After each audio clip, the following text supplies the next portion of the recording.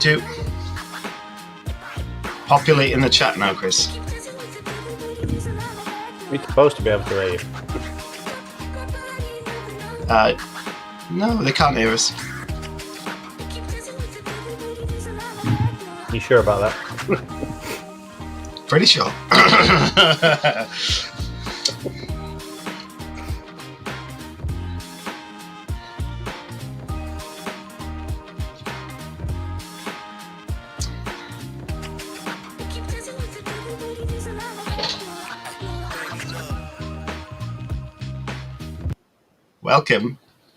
Welcome to the Writing Community Chat Show.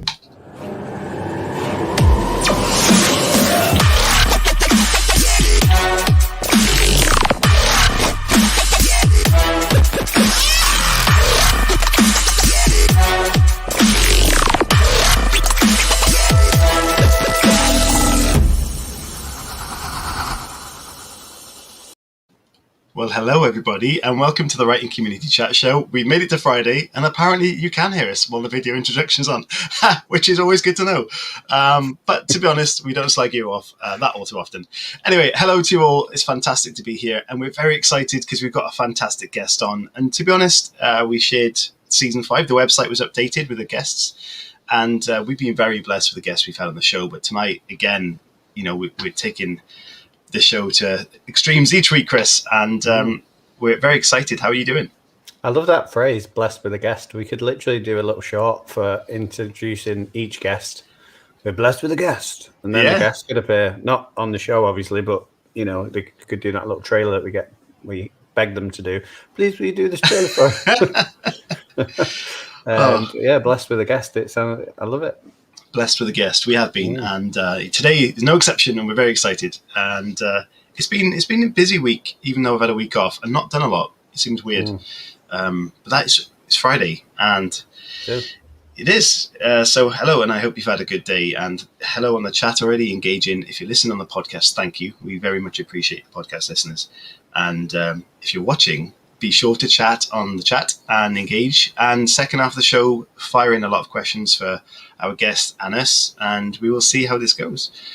So, Chris, should we get on with the introduction, I guess? The beer token book promotion. We could do that, but very quickly, I want to say our quest, 7K quest, when we kind of messed up in the writer's lift thing, we hit another milestone. On Wednesday, we hit a milestone, and already today we've hit the next one. So that's 50 followers since Wednesday, which is fantastic. So I have bought a book from the lift, like I said I would, and that book is The Last God by Norris Black. So congratulations to you on Twitter. That's where you submitted the work. You submitted your work. Well done. You can contribute it to the writer's lift, so thank you. And yeah, so the beer token book promotion today, his name is Trevor Beerskabach. Say that. I thought you were trying to incorporate the word beard into his surname. No, that's generally that's how it looks like I should pronounce his name anyway. And his book is called The Embers of Liberty. So, John Eversman's world never changes. He goes to the same assigned job every day. He lives in the same house with his family was placed in years ago. He picks up their weekly rations on Friday and watches the same federally approved news broadcasts each night after dinner. Everything is as it's directed to be, from the number on his back of his jacket to the permanent curfew that keeps everyone indoors. Everyone has what they need to survive, and everyone contributes. It's a perfect life for some. It's not enough for John and his friends. America is torn apart from civil war, and after the rise of a tyrannical president, the Republic of Texas lies to the west, a shining beacon of freedom. When the most radical authoritarian policies are passed, some states follow Texas into succession, clinging to the legacy of the founders. That is where John looked for the future of his family and his friends, who came to rely on him. A land of choice and liberty, a place where his children can grow up and they can be who they want to be, not where they're told. They just have to get there. So that is the story, and it does sound fantastic. It's got some fantastic reviews, as you can see from scrolling on the bottom of your screen. And Chris, I will pop that up in the corner. I mean, I have to admit, I love the title. Yeah, it's a good one. Yeah. So please do check that out and support the authors to support the show. It's very important, and thank you very much. Federally approved. There were some big words in there for me. I'm not going to lie. I struggled. I know. Do you know when I made a joke last week about somebody doing it for a prank? I thought that might have been the one. No, I just can't read big words. Anyway, let's move on. So tonight's guest, guys, and I know there's been a lot of commotion. Is that the right word? On Twitter. All right, Chris. On Twitter, social media this week of our guest tonight. So let's get this guest on because we're very excited. A Sunday Times #1 and New York Times bestselling author who's published in over 25 territories worldwide, having published more than 25 novels across various genres. One of her most recent books, Behind Her Eyes, was an absolute smash hit on Netflix. And it came out in January this year on Netflix, with both Cross Her Heart and 13 Minutes in development for the screen at the moment. Oh, nice. Ladies and gentlemen, please welcome Sarah Pinborough. Hello. Hello. You know how you said that you only just realised that people could hear you on the intro? Well, yeah. I only realised that you could still see me. And the music was on and I was like... and then I saw myself here and it said, the host can see you. And I was like, oh my God. It's one of my favourite times is when we play certain videos on the show and there's one later that's a bit rocky, and I always look at the guest at that point to see if they're dancing or have a confused face, and it's a good thing.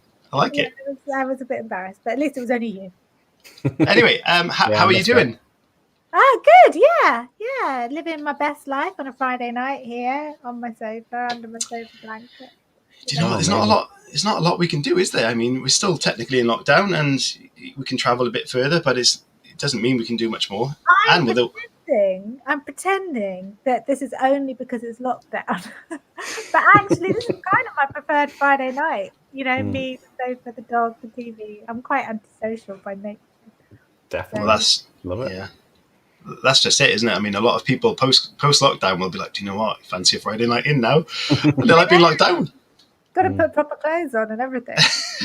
Got to make an effort. Anyway, so it's absolutely wonderful to have you on the show, and we're so very grateful for you to be here.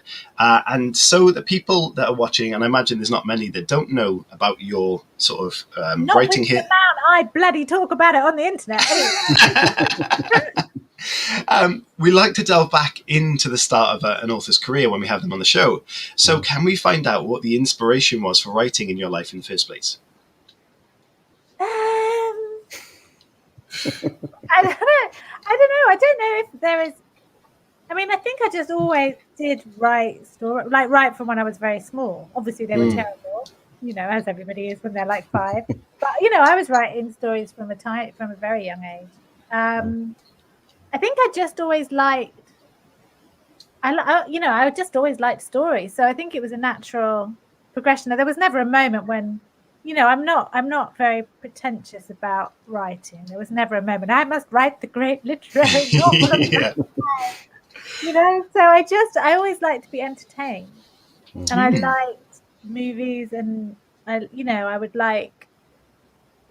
I remember someone gave me, I think it was my 6th birthday actually, I got Peter Pan, the book, and I can still in my head see the pages of that book, and I love that whole magicalness. Magicalness is a writing word, isn't it? The magic of that kind of story. So and then obviously I read a lot, and I was at boarding school, so we weren't allowed to do a lot. So there were all those like Pan books of horror, and you know, all those old kind of. And I think when you're young, you read loads. I sort of raced through Wilbur Smith and James Herbert, and then of course Stephen King. And so I think it's just. I think if you are a writer, you will write. You know, so whenever I hear people say, "Oh, I've always wanted to write a book, I just don't have the time," I just think, "Oh, cock off!" I love it. It's just like, don't you? Because obviously your life is so much more hectic than mine.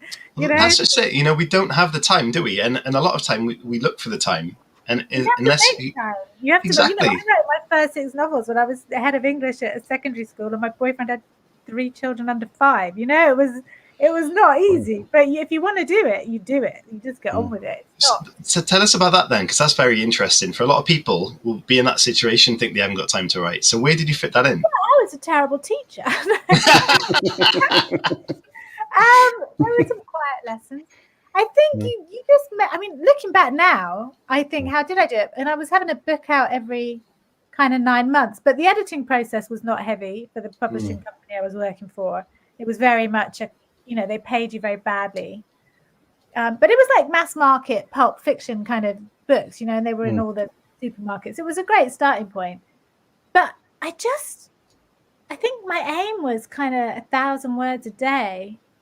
And I would just do them in front of the telly or would go to, it sounds so middle class and twatty, but David Lloyd Gym on a Saturday afternoon. It was worth it because they had a really good play area there. And you could park the kids in the play area. There was no gym activity. It was literally straight to the cafe for some cake and a coffee. Amazing. And I would just do a bit of work while the kids were in the play area.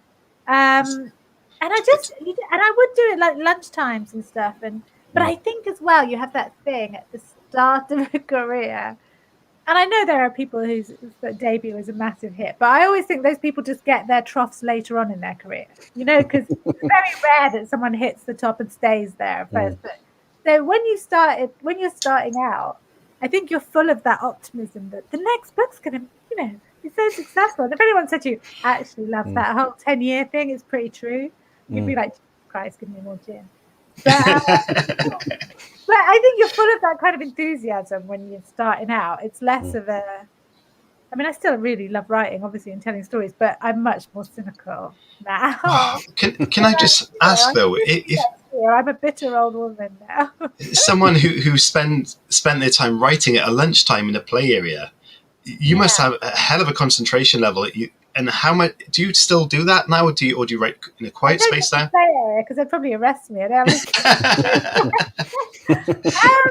Sorry, move away. I've got no kids, but I just need to write here. I just need to be around them to find my creative flow. It's not a phrase that we get away with.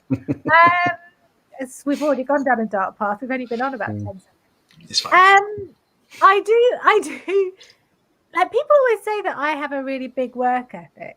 And it's not so much that I have a really big work ethic. It's just that I'm very driven and ambitious, and then I overload myself. So I have to have a work ethic, because otherwise I wouldn't get the things that I've agreed to do done. But I do still have a tendency of, I'll just put that on in the background. And sort of 4 episodes of whatever it is later. The notebooks are all around me, but no work's getting done. However, I am a great believer. When I first started out, and right up till probably my 3rd UK book, so probably about 2011, 2012, I was very kind of driven by other people's word counts. When Twitter first started, and it was always like back in 2009, and everyone was sort of, I've done 3,000 words today, da, da, da, da, da. And I think, oh my God. And so I really got into that mentality of word count. And actually now, I think it's a load of bollocks. I mean, obviously, you've got to write the words because you don't get paid. But I think the thinking time is massively more important. I think people who churn out, and there are obviously some people who do this brilliantly, but I think they end up doing a lot of drafts. But if you're just going for word count alone, you're probably missing some of the better plot points of your book.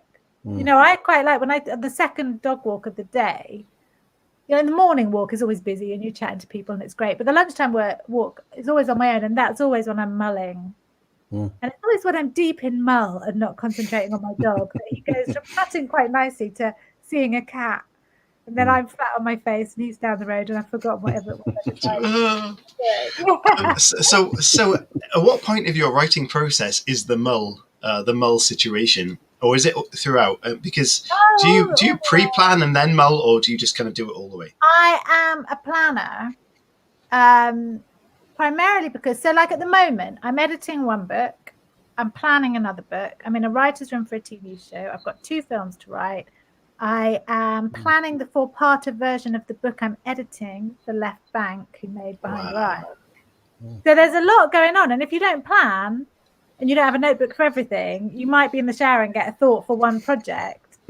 and then it's gone. But I think you plan so that you can break the plan. I think often your worst thoughts go into the plan, and then you go, as you're going, you think, oh, actually, this could work, that could work. I always have to have the ending. The ending has to be locked in place. Oh, well, we've got to talk about, you mentioned endings now, and this is incredible. One of them, I can't wrap my head around how you possibly, for those of you who don't know what I'm getting to right now, we're going to talk very much about Behind Her Eyes, but if you haven't seen it or the ending or read it, perhaps don't watch this yet. But honestly, if you started with the end of that, what was the story about? I mean, what did you think of first with the ending? Well, it was a tricky one because it wasn't like I was just mulling a book. I mean, I've said this a few times, so I'm going to sort of narrow the story because, people have probably heard it before.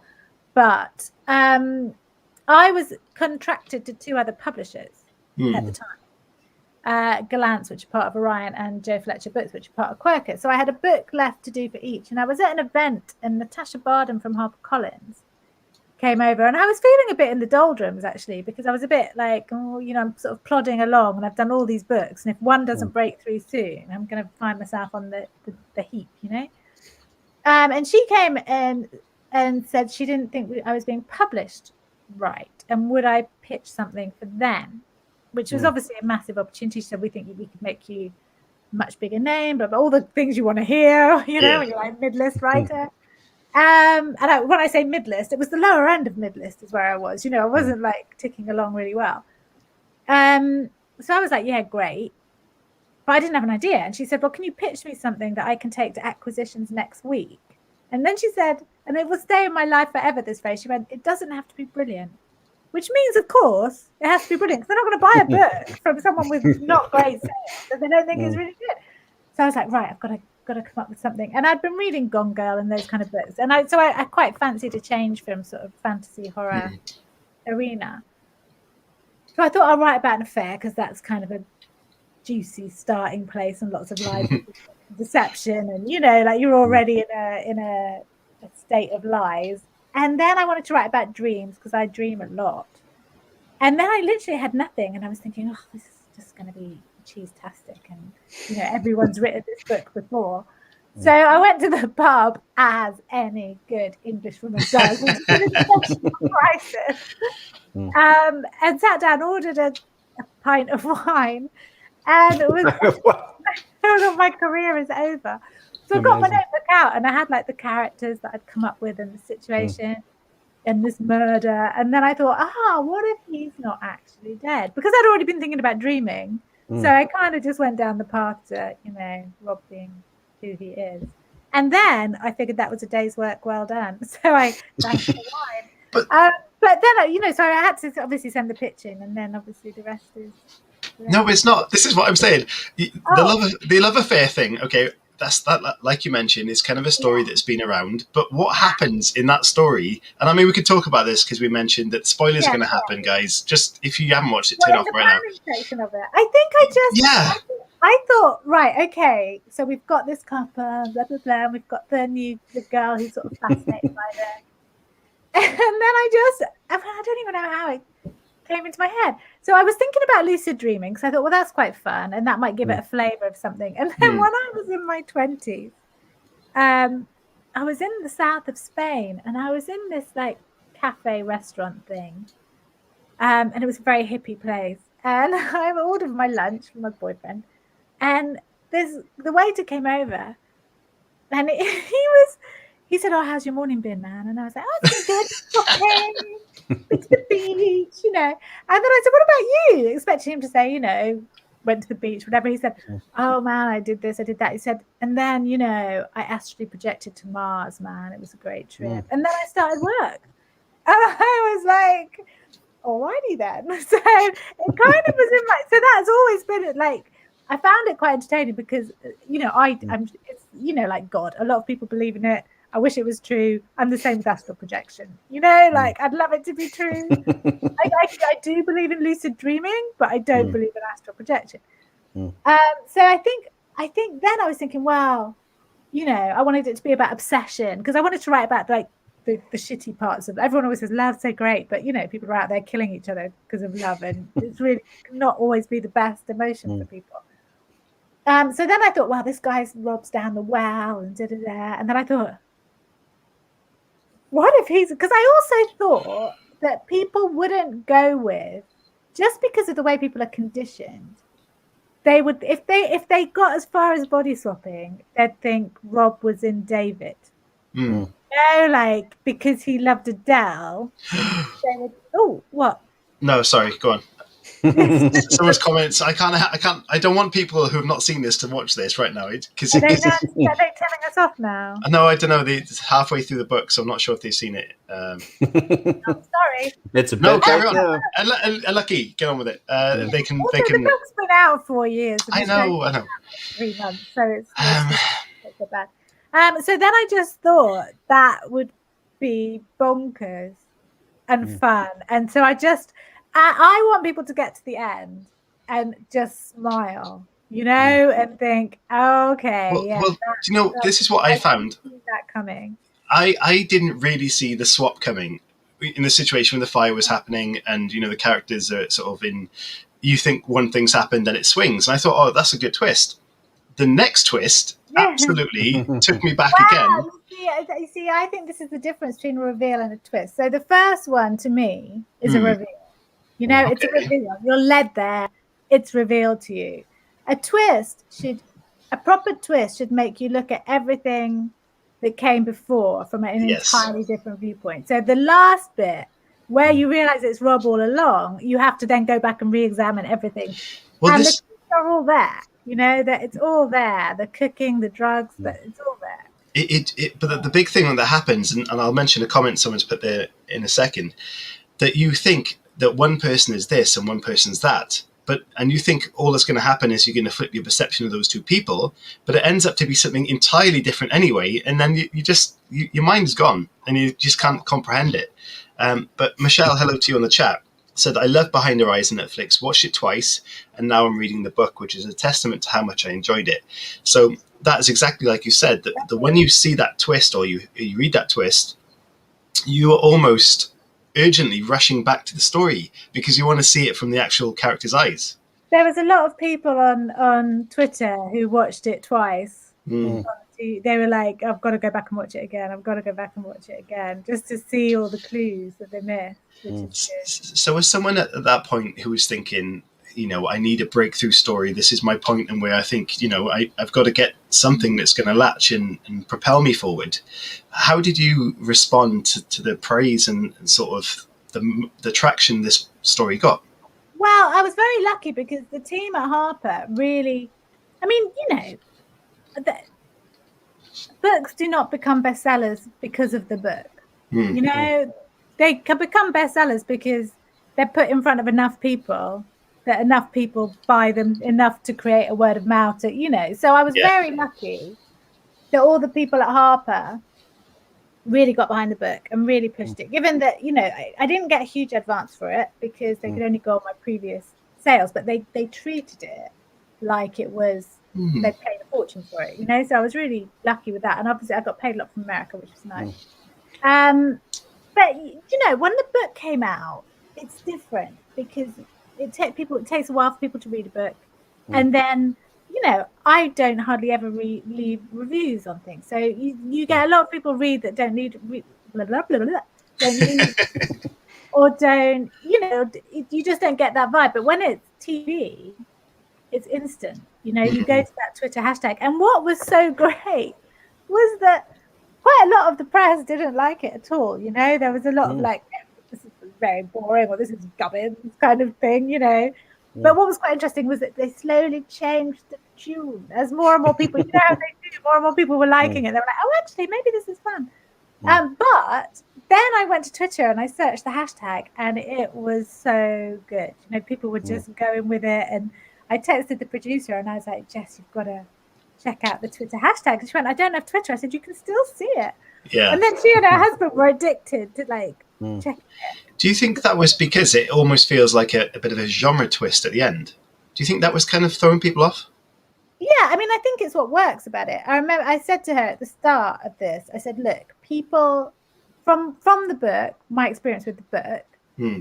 there will be people who love it, and there'll be purists, which is perfectly understandable, who think they're going into one kind of story, and they're just not going to get the ending. It's not going to be for them. They're not going to like it. They, like if you like very straightforward crime stories, and you really don't like anything supernatural, you're not going to go with that. Yeah. Whereas, so I said to her, but so there will be people who hate it, and there will be people who love it, but they will all want to talk about it because it is batshit, and you're going into it on the back of especially for TV.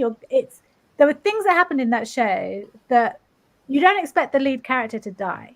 Like even though I'd written it when I was watching it, and you see when you go into that flat at the end, you're like, oh my god, she really is dead. She's not in the pigeon. She really is. So what I know, there's when people we struggled with this even for audiobooks to have the narration's voice sound like the character. So when you had written these characters and knew them intimately, when they were cast for a TV series, how did you feel about that? And there were certain things, like for example, one of the characters was blonde in the book, but not in the show. And the cat scene was a lot more graphic in the book. I was glad they didn't do that. I kind of wanted it. You can't get away with killing a cat on TV, especially not with high heels. You can't kill cats and dogs. we talked about this recently, with the high heels scene, but they really went differently. So how did you feel about things being in that way? And as a screenwriter yourself, were you happy with it? No, I was happy with that. And also it's kind of, I think the Louise character, in the book she's dumpy, older and less attractive than Adele. So part of her fascination with Adele is, why is he after me when she's so gorgeous? But I think, I probably wrote it 2015. So if I was writing it now, I probably would change her insecurities and make them more relevant, because yes, women do worry about being overweight, smoking too much and drinking too much, but I don't necessarily want to write women that way anymore. It's a bit more progressive. So I think by making her gorgeous and slim, and the insecurities were different. They were her life insecurities rather than her physicality insecurities. But she still had Louise's ditziness. She still had that kind of fun ditzy thing, so that was good. David's gorgeous. Adele was perfect, I thought, and Rob was amazing. So I was really happy with all the casting. It was a brilliant cast, really was. So Sarah, there's two things that I'll pick up from everything that you've said. One was about going from a mid-lister, as you mentioned yourself, and if you could, I don't know if you feel comfortable doing this, but talking about the numbers sort of involved at that level, to then the difference between that and then obviously when Behind Our Eyes takes off. Sales, what sort of or money figures? Not necessarily money, but sales in terms of numbers and roughly what you were doing before that sort of took off. And then God. I think 13 Minutes was my biggest seller, and that was a grower. That's probably done about 100 and something thousand paperbacks. Wow. Which for a YA book is not bad. But I think I'd sold 10,000 books of each book prior. Some would have sold a lot less than that. So, and then you're looking at, globally, Behind Our Eyes has sold about 1 million, maybe just over. So that's insane. Quite different. Certainly is. Like, obviously, there's a lot of people out there now that are probably looking to you as a source of inspiration. So we've never really talked about numbers before, because like when you say, oh, this writer is a bestseller, like you don't necessarily know how many books it is to be a bestseller. And also to be a bestseller can vary from week to week. It depends what but and people will say they're a bestseller because they've hit number 1 on abstract art in fiction chart, but I think for a Sunday Times bestseller, you can make that list in hardback for with less than 1,000 sales in a week. Wow. Jeez. That's insane. And the other thing that on other weeks, if you're coming out at the same time as, like Linwood Barclay and Ian Rankin, you might sell a few more. So, Yeah, definitely. So it's a bit of time in there. But the other thing I wanted to talk about was lucid dreaming. Like, oh yeah. Have you actually had any experiences of lucid dreaming, or is it just something that you've read into? No, I read up a little bit, but I wish I had. So what actually classes it as a lucid dream from a normal dream? Well, I think the point with a lucid dream is if you're in your dream, you can tell yourself you're awake, and then you can control what happens in your dream. Okay. Well, you're aware of it. I'll say, "Oh, this is all right because it's just a dream," but I can't then make the dream something else. You know. And there's lucid dreaming and sleep paralysis, and both are. Well, lucid dreaming sounds pretty amazing because you can obviously control what you're dreaming about. So you could do whatever you like, Chris. But sleep paralysis is terrifying. I've had it happen to me twice, and it's really freaky because you can actually see yourself. Yeah. Well, some people have that thing of a weight on them and all sorts. Yeah, definitely. Joanne says, "Does anyone else do lucid dreaming? It's kind of crazy." Are you suggesting you do, Joanne? Let us know what it's like. Very interesting. Okay, so I don't know. Where am I going now? That's the quiz. The reactions I'm kind of curious about as well. So reactions, like you mentioned on Twitter, were kind of going crazy for the TV show and the book. How varied were the reactions between TV and literature? Not that varied, actually. There was just a lot more, obviously, for the TV. You know, it's a much bigger... And people, I think, you know, I mean, the amount of people that watched it compared to the amount of people that read it is massively different. Even at 1 million readers, you know. I mean, it way more than that. You know? It very quickly got to number 1 in the UK charts in Netflix. We were number 1 for some time. 4 weeks, I think. Pretty much, just under 4 weeks. I think there was one point when we were number 1 in 73 countries. What? That's amazing. Out of 90 something. Yeah. And like Sarah, is it still really, like, obviously for you as the person who wrote this story, you probably wrote it, read it countless times before you gave it to your editor. Then, you know, they might have given it you back. I love that you think I've read it countless times. Like, oh, yeah. There you go. But I was just going to say, obviously, for someone who's so familiar with the story, has it ever got to the point where for you it's become a little bit like, I'm sick of talking about this now. Like I've read it countless times. I've been interviewed about it when it first came out, and now I'm having to talk about it all over again. And I understand the excitement of it, but you know, practicalities and stuff. Yeah, I think when it first came out, and I went on tour in America, I was on tour for like 2.5 weeks, and I had a half an hour talk that I gave. By the end of that 2.5 weeks, it was like 20 minutes. Like, blah, blah, blah, blah, blah. When we sold the rights, well, before we sold them to Left Bank, when we were going around to, you know, having meetings with lots of other people, a few people asked me if I wanted to adapt it myself, which now I would probably be more likely to say yes, because I've got a lot more screenwriting experience. But then I said no. And a lot of that was dream sequences, flashbacks, body swapping. You want experienced pair of hands dealing with that shit. But I just was bored of the book, and I thought the idea of spending another 3 or 4 years locked into this story is not, you know. Yeah, and also, you know, it was until I rewatched it, there was plenty of bits I'd forgotten that happened. Yeah. So here's a question for you then. Now that this has been, obviously there are other things in optioned pipeline, but do you write things differently now, or have you always written sort of with a thought of TV as a screenwriter yourself? I mean, this one, Insomnia, my next book, I do a little bit. I did because I was in discussion with Left Bank, and I was trying to write the book and the TV at the same time, but that just was not working. So I've had to stop and do the book first. But no, I don't tend to, because I also I'm more likely to sell an original. If I've got an idea that I think works for film, I might take it to film first or TV first, rather than, you know, I prefer kind of writing original. I mean, I'm adapting The Death House at the moment, but I prefer writing original screenplays. One random question: what does 16 on your mug mean? I don't know. It's what was on it when I brought it. Oh, right, okay. I thought it might. It must be a measure, mustn't it? 16 grande. It must be like a coffee measure or something. I don't know. Okay. Yeah, I hate that when you go into a coffee house or Starbucks or whatever, and they go, "Do you want a grande? Can I have a large, please? It's just a large coffee. Don't give it a fancy name. Just a big one." Exactly. Amazing. Right. So what we're going to do, guys, very shortly we will get you guys the Writing Community question time. Send in your questions for Sarah, for me, for Chris, and we'll see what happens with those questions. And in the meantime, we'll ask some staple questions from the writing community or the chat show to Sarah.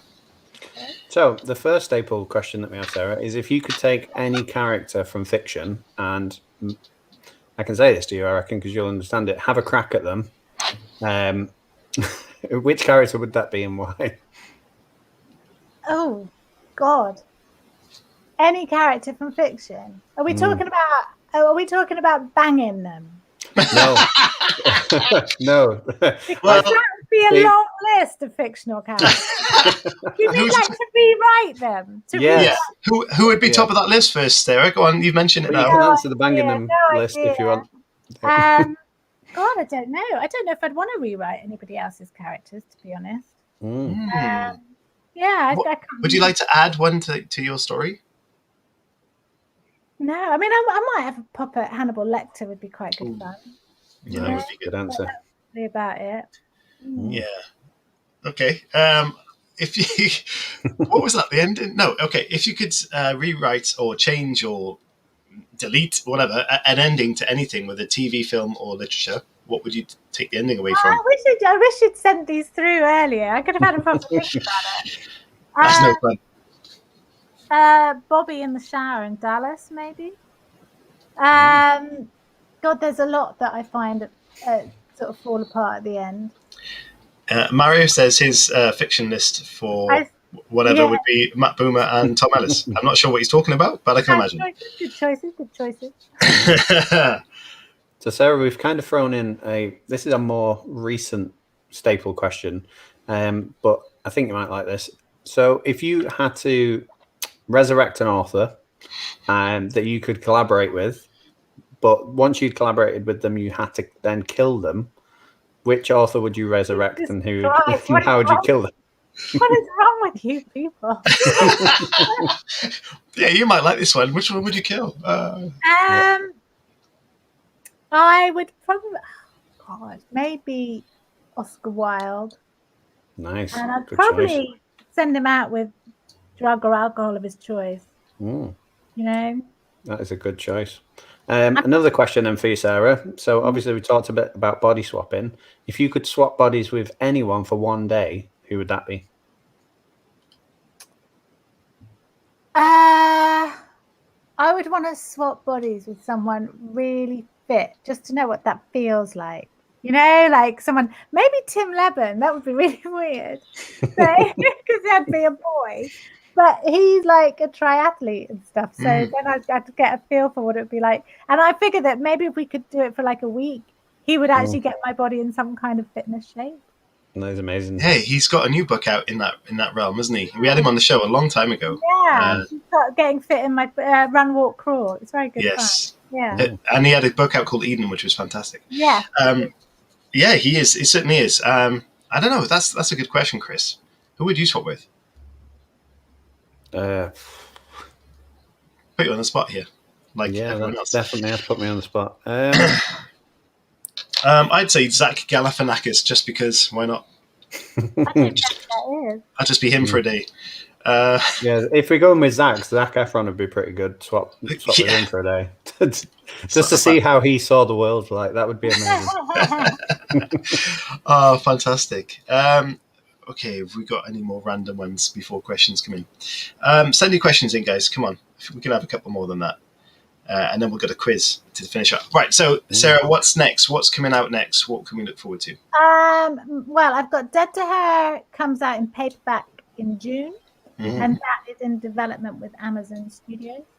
Ooh, nice. For a series called Savannah. And then I've got my next book will be out March next year. How do you have much input when it comes to, say, when things are on Netflix or with Amazon now? Do you have any input or influence as being the screenwriter as well? No, not unless I've been hired. I don't think people should. If you take the money, you're taking the money. You know, it's someone else's job. If they're paying someone else to adapt it, I think there could be nothing worse than the author sitting there going, I don't think you've done that quite right. Because number one, most authors know fuck all about screenwriting. And number two, someone's been paid a lot of money to do that. So let them get on with it, you know? Chris, you've been told off here that you forgot the question to find success on the deathbed. They want to know. I did forget that question. So, I mean, this is another morbid question, but you're on your deathbed, as Anders has just mentioned, and you're looking back at your writing career. What does success look like to you? What would you be happy with? I'd like to be very, very old. I'd like to just be proud of what I've done, I think I'd like to, it's so hard to say. You just move the goalposts. I think the problem is if you're quite a driven person, you're never going to be happy. There's always going to be something you wish you'd done. I'd quite like to fall in love somewhere between now and then, but whatever, we'll see. I think I'll know when I get there, and it probably still won't be good enough. Was there like, if you go back to like younger you when you first started out writing, was there just one thing that you really wanted that you've now conquered? I just remember when you're like, I just wanted to have a book out, and then you want to have a hardback book out, then you want a #1 book, and then you want a TV show, and then you want a film, and then you want an Oscar, then you want this, then you want that. So it's always endless, isn't it? So basically, we can never be happy. We just have to keep going. I honestly think I'm quite envious of people who are happy, who have just quite happy, just 9 to 5ing, and clearly happy people. But I think if you're driven, you're not a happy person. That's interesting. Very interesting. That's very deep, that as well. I like that. It is deep. Yeah, we got deep. For a shallow person, it was quite deep. Right, so let's have some questions from the community, and then we'll finish off with the quiz. But let's see what we've got. So, writing community question time, and I'm going to play the video just for Chris because he likes them. So here you go.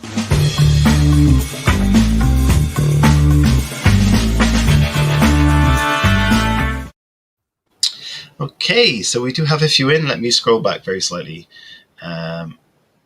Okay, same question as last time. Okay, this has been asked before. If you could have one random thing drop from the sky, what would it be and why? One random thing dropped from the sky? Yeah, that's a random question. A bag with £1 million in it. Then I could buy whatever I wanted with it. What would you buy? I'd probably give some away to my friends.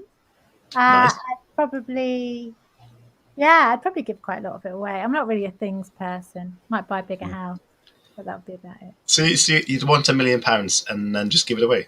Well, I'm not a things person, so I can't think of what I'd want that would drop from the sky. That's fair enough. I think it's very, very noble of you. Chris, what would you have? I can't remember what I said last time, but I mean, you could have an enemy drop from the sky, couldn't you? If you had an enemy, like I don't have an enemy that bad, but I've got to drop them from a large height. Yeah. All right. Just get all over your face. That's a good answer. Don't have many enemies, but okay. Joe Paulson, hello. How difficult and how different from a novel is screenwriting? It's when I wrote an episode of a show called New Tricks about 10 years ago. And I remember the producer there saying, "Oh, it's much harder than writing a novel." And I was quite offended at the time. But it actually, I mean, it's not harder, but everything is about structure with a screenplay. So then you do learn to structure your books maybe a bit better. You can't have any flab in a screenplay. Everything is about taking it out. And every word counts. In a book, you can waffle for 1,000 words. You can't do that in the screenplay. And everything is time-based. So they are very different, but I really enjoy it. It's just very different. I mean, a great comparison for that is in Behind Her Eyes when the woman's walking, I've forgotten her name now, walking across the lake towards the door. Louise. Louise, sorry. In the TV series, you just see the person walking across, but in the book, it's very descriptive about how the person's feeling and what's going on in their mind. So that's obviously a big difference there, and that's a good way to explain it. When I look at what Steve Lightfoot did with Behind Her Eyes, it was very faithful, but it was also very difficult because so much of it was internal, and then he had to externalize all this stuff so that we got the same impression. Watching it. Is that something that's factored into you with writing Insomnia now? Are you consciously doing that? Or no, when I'm editing now, I'm thinking, where can we break episodes and, how are we going to do this? But I'm just concentrating on the book at the moment, and then I'll sit down with them. We got a good question from Michelle, someone who clearly has mentioned that she loves the show, and you can see Was the method for lucid dreaming, counting the fingers, which is great, looking at the clock, something that you came up with? I'm not sure that it was. I think I might have seen that on a research somewhere. Someone asked me this before, and I said, "Oh yeah, I think I made it up." But actually, thinking about it again, I imagine I researched it and saw it somewhere, or maybe mixed bits together and added things, and They do say that there is methods to getting into that sort of state, don't they? I think the count of fingers I stole from the internet. That was a lovely touch. I think it really does give effect, especially the TV series. It came across very well. Yeah. That's a tricky question that we kind of covered. What's the actual difference in approach to screenwriting? Well, everything's visual on screen. That's the main. Yeah. Okay. Back. Oh, that's the same question. Yeah. My screen just jumped across. Sorry, guys. Okay. What is the worst thing you almost made your character or characters do that never made it a public eye? Is that a valid question? Yes, it is.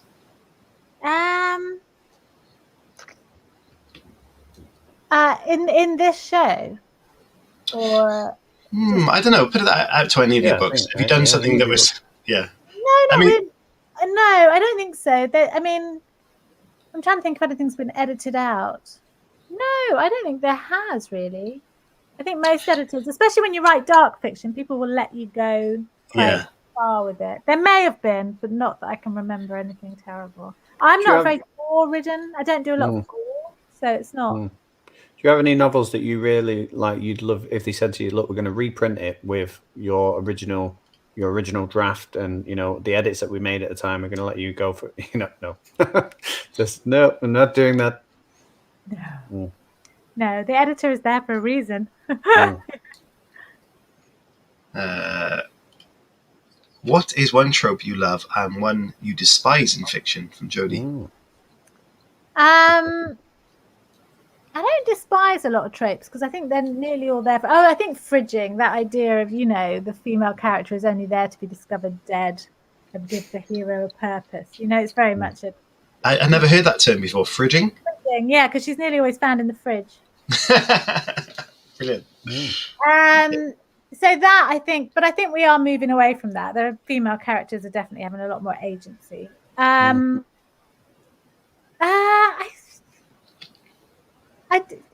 don't know about tropes that I love. I probably use I've used loads of tropes. I guess it's just you don't analyze them. I'm not. I think you try and avoid them, but they're there because people like them. Definitely. Is there a particular genre? Say we said to you, "Look, sorry, Sarah, you've got to write in one genre. That's you fixed now." Is there one that you've done that you'd really like to? You could just go. Do you know what? Yeah, I'm going to stick in this. Nah, I couldn't stick one. Is there something that you haven't written that you want to do? I mean, I quite like at some point. I'm not sure that I have the chops for it, but like kind of. I mean, obviously, as successful as Eleanor Oliphant would be nice, but that kind of heartwarming, fun story. Maybe, but I'm not sure that I've got that in me. They always end up being a nerd or a body. So Sarah, obviously, as someone who's had huge success in writing as well, and someone that comes from a background of teaching, would you ever bring a book out that was a teacher's guide to teaching creative writing? No. No, I think it's hard. I think when you... I mean, the only thing I used to say to people teaching creative writing is we make kids get up and read out their stories, and it's actually quite hard because adults hate doing that. If you do reading, it's quite nerve-wracking. And my only thing is don't make them write a whole story because it's really, difficult. Make them write a good intro or a good ending, or don't make them write the whole thing. But no, my teaching days are long gone. Yeah. Okay. Lale says, what inspires your character development? Are they based on people you know? No, they're very rarely based on people. They might occasionally have a trait of someone. I'm not a great believer in basing characters on people you know. I mean, character and plot does tend to come together, but I think you tend to, when you're coming up with an idea for a book, you tend to come up with the idea and then the character. You come up with the scenario, then the characters come. So your characters are there to serve your story. You know, you want people to engage with them and like them or hate them or whatever, but they're there to serve you stories. So, yeah, my plot is where my characters come from, I would say. You know, like, I mean, there may be times when you think, okay, I want to write about, you know, women in their 40s or whatever, but the plot is obviously the driving force of the book for me. Have you got any sort of cool stories from, say, writing conventions, or have they been given something weird? What happens at writing conventions stays at writing conventions. Okay, fair enough. No, Yeah, I like the second part. Have you ever had a creepy fan gift or something, like, I've made you these biscuits and they've got my face on? I have had some weird things over the years, but you know, most people give you things from a good place. You know, I think most people are meaning well when they give you a gift. I've had some great things from people. You know, someone gave my dog a nice collar, and you know, people have bought me all kinds of things. So you know, I'm not, that kind of thing doesn't bother me. I think it's quite sweet. Do you ever eat the food you're given? Depends who gives it to me. Yeah. The life as a teacher, that's a definite no-go. Like, a kid brings you something, you're like, thank you very much, I'll save that for break. Where's the bin? We've got some random questions, and we'll jump into the quiz very shortly. So, would you rather, or do you prefer, let's say, Beatles or Queen? Oh, that's a tough one. It is a tough one. God, I love them both. If you had to, Beatles, maybe. Okay. Sorry, Freddie. It's a very tough one. Really tough one. Mario just said something. Last night I dreamt a serial killer came in and killed me. I knew him, and it was very calm, but I knew he would kill me. Then I woke up. That's a graphic dream. I hope you're okay, Mario. Virtual hug. Okay, so Star Wars or Star Trek? Oh, Star Trek. Okay. Only because, you know, the new Star Wars films are pants. Only, like, there's 3 Star Wars films, nothing else. Yeah, nothing else exists afterwards, no? The 80s films, done. That's it, done. I think they would have been good to end it there. Okay, Galaxy or Dairy Milk? I'm not really a chocolate person, but Galaxy. What is your go-to if you're not in... Pick and mix. No way. I love a pick and mix. The old Woolworths pick and mix. Yeah, bro. Excellent. Right, so let's have a little look. Now I've asked some bizarre questions. Let's have a little jump into the quiz. I don't think we have got somewhere a quiz video, haven't we? We haven't used that in a long time. No, we haven't got that. Anyway, so let's play the quiz. Okay, so what we're going to do, this is called Play Your Drafts Right. It's kind of like Play Your Cards Right, but we use books instead of cards, higher or lower at publication date. Okay. And, of course, we've gone for the psychological thriller genre, and we want to see if you can get Mr. Hooley. It's a point for the closest answer, basically. So what we'll do, we'll set a benchmark, and the benchmark is a book by yourself, 13 minutes, released in 2016.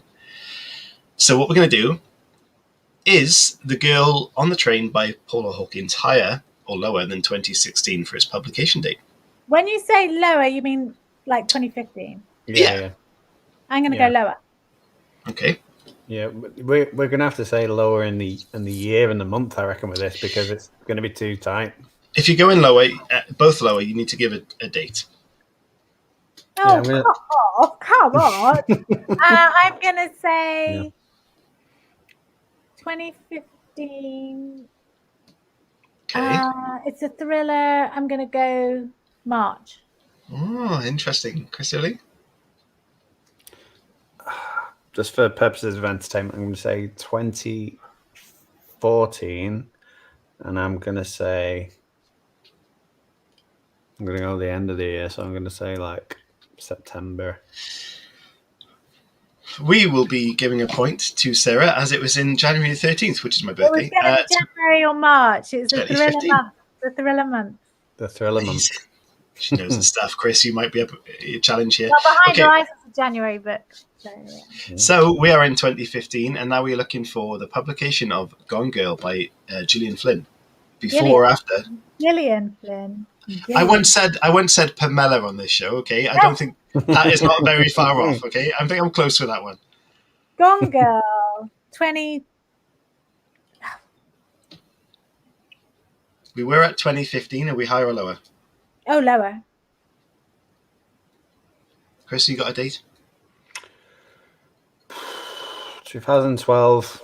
I'm going to go March. I'm going to go 2013 January. Ooh, we are giving a point to Mr. Hooley, and he was only a month out. Yeah. That's a great answer. Well done. Okay, so from 2012, we're now looking for The Silent Patient by Alex. I'm not even going to pronounce that second one. Higher. Where are we going for higher? Chris, are you higher as well? I'm going to go 2019, and I'm going to go March.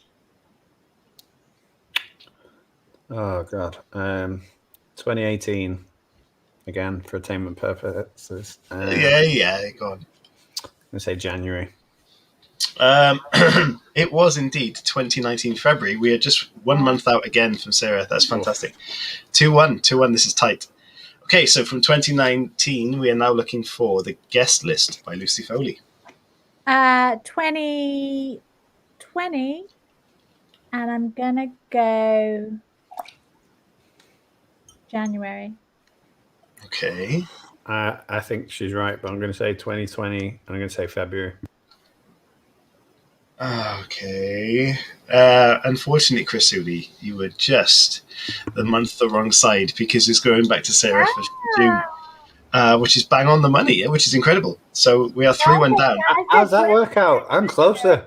Oh, hang on. What did you say? I said February. She said January. Oh, I apologise. It's 2-2. That's a swing. Thanks for pointing that out, Chris. I'm just testing your observation. Was that the paperback or the hardback? Don't push me on this. This is Goodreads, whatever they said. Okay. I've questioned my abilities before, but this is copied. Okay, so from 2020, we are now looking for The Woman in the Window by A.J. Flynn. 2017, January. 2017. Chris? 2016, February. It is January. Sarah's correct, but 2018. And she was when I said it, I thought I was 2017, and he was after me. After I said it, I thought 2018. Oh, very good. Very good. You can tell that you know the release dates of these things. Okay, so The Family Upstairs by Lisa Jewell. 2018 we were in. What is the release? Higher. Oh, no.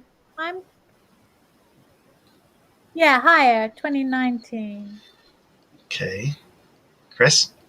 Yeah, I think 2019, and I think the release date, I'm going to say March. I think you might be right. I'm going to say January for that then. Okay, that goes to Mr. Hooley, because apparently that's 2019 November. Oh. So it is 3-3 and very tight with a couple to go.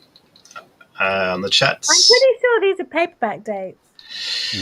They don't start with hardback release date, but just for pedantic. Hey, Sarah, I want you to win. Come on, I'm trying to. Whatever. Okay, anyway, The Other Family by Dean Koontz. I don't even know how to say that. Again, 2019. That is later. That is 2021 June. Okay. How is that possible? Because it's not out yet. Oh, or right. is it just out? Maybe April then. I'm going to say April. 2021 April. I'm pretty sure it's not out yet. I didn't know you were throwing books at us that weren't out yet, Chris. Who said it's not out yet? Only me. Come on, Chris. Give us a month. It's close. I'm going to say February then of this year. 2021 February. I'm going to have to give it to Mr. Hooley, because that's closer to March. It's actually out. My God. That's you, right? Yeah. That's taking the lead with a couple left. Okay. Only a month I'm out there. actually Googling this just to be sure. Go on. What does it say? The Other Emily. Let me see. Amazon.co.uk. Quality assurance going on right here. Live. Where's the release date? I think it's April. Hang on. I think you were right, and I was wrong. Sarah, I don't. March. I think you might be competitive. I'm not sure. Okay. So we're going from that to Before I Sleep by S.J. Watson. Who lower. cares anymore? You can still win this. Come on. Oh, wow. 2015. No, 2014. Mm. Come on, Chris. June? What have you got? Yeah. Well, you say June. I've just gone bang in the middle. I'm going to go January then, 2014. It's apparently June 2011, so that means technically Chris is earlier. Which puts you 3, 4, 5, 3 up. So all we can hope for is a draw now. Ooh. Okay, come on. Okay, so Big Little Lies by Leanne Moriarty. 2019. I'm going to say 15.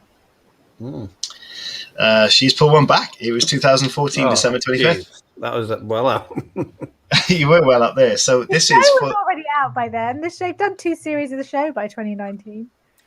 Must be where I got confused. How do you people remember these publication dates? Amazing. I don't. These two maybe do. Okay, so last one. This is for the draw, and we need a tiebreaker question, guys. I think you're going to have to find one. Someone please send us in a tiebreaker with an answer this time.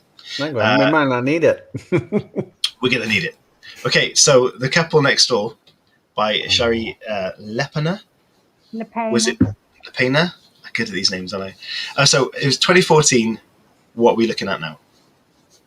That's much more recently. 2016. Okay. June.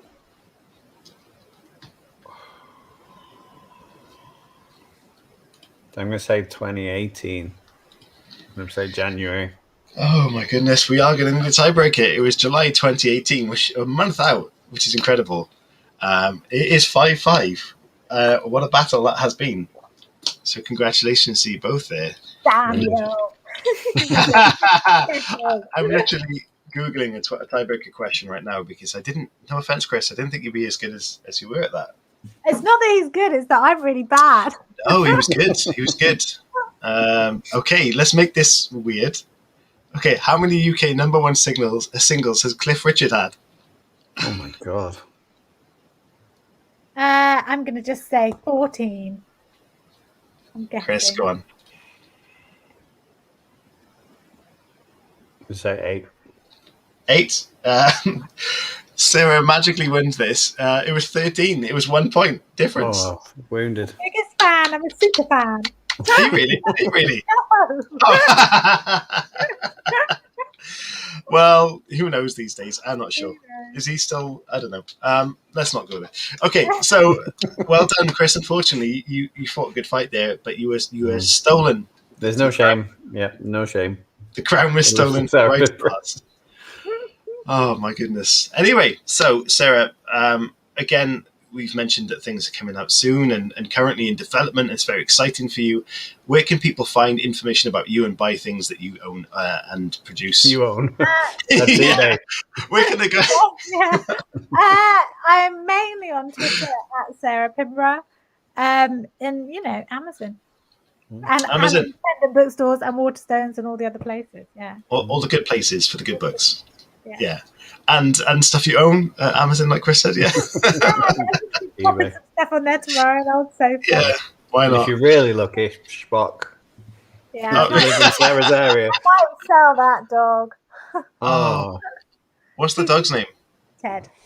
Ted. Oh, I love Ted. Randomly. He's not a fan of Zoom. Not a fan. No. Okay. Good job we're on streamer. Very well behaved, though. We've You had know dogs what I on before that are not like that. Yeah, most of them want to be in the Ted's just like, for fuck's sake. Guys, all we can say is thank you so much for you tuning in. Thank you to Sarah for joining us. It's been absolutely fabulous. Please support the authors and support the show and have a look at their books as well. We'll leave in the show description the links to all of that stuff and the links to Sarah's websites and all that good stuff too.